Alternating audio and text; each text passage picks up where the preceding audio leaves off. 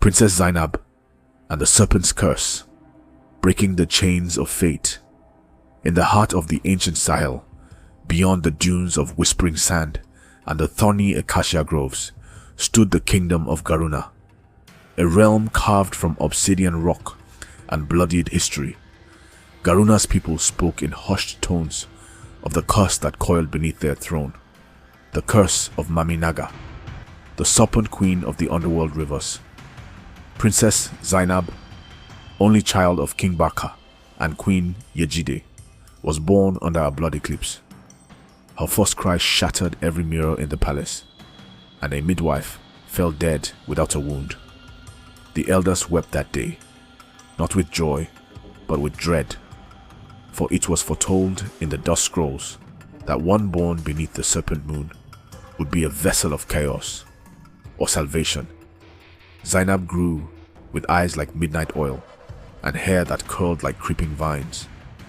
She could charm scorpions from their holes and silence crocodiles with a glance. The court whispered of demons, but the king saw only his daughter, his heir, and taught her the sword, the scriptures, and the secrets of the stars. But the curse festered. When she turned 17, strange things began. Crops blackened at her footsteps. Rainwater slithered in coils. Children spoke her name in sleep, eyes wide with terror. And always, she dreamt of scales, whispers, and a serpent coiled around her heart. Then came the famine. 7 suns passed without rain.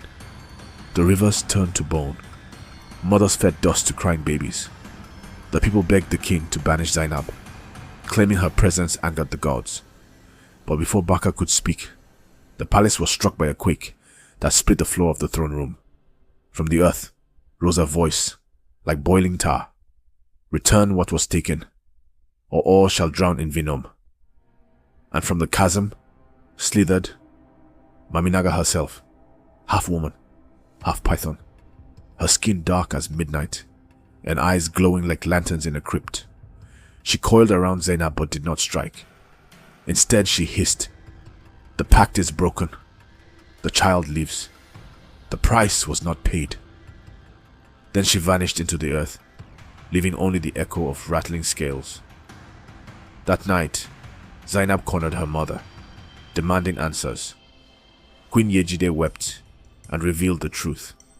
In her barren youth, she had gone to the hidden shrine of Mami Naga and begged for a child.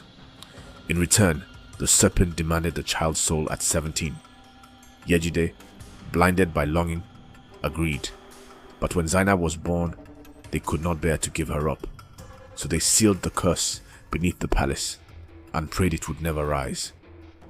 Zainab, trembling with fury and sorrow, made her choice. She would not be a sacrifice. She would face the Serpent Queen, not to beg, but to end the curse once and for all.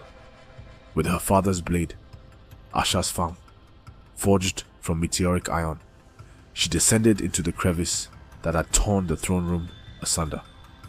The deeper she went, the more the world changed. Walls pulsed like flesh. Shadows whispered in lost tongues. Bones of past kings littered the path. Gnawed clean, she entered the abyss of coils, a cavern lit by the glow of snake fire and blood crystals. At its heart lay Mami Naga, her true form immense, her body winding through the cavern like the Nile through sand. "Come to beg, child," she hissed. "No," Zainab said, raising the blade. "I've come to end your reign." The battle was not of muscle and fang, but of will, memory, and magic. Mami Naga struck with visions, illusions of loved ones suffering, of Zainab as tyrant, of rivers drowning villages in poison. But Zainab, burning with purpose, sliced through illusion after illusion, her ancestors' voices rising in a war cry behind her. She drove the meteoric blade into the heart of the serpent's coil, piercing the place where fate was written. Mami Naga screamed, her body writhing and unraveling like a storm breaking apart. "You break the chain," the serpent whispered as her form turned to dust. But not the price. The cavern collapsed. The earth trembled for 7 days. When silence returned, Zainab emerged, scarred, eyes rimmed with gold, her voice deeper, older. The rain followed her back to Garuna, and where she stepped, green returned to the earth.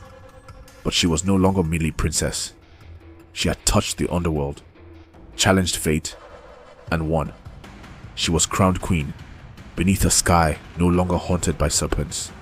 But every full moon, she heard the faint hiss in her dreams. Not a curse, a reminder.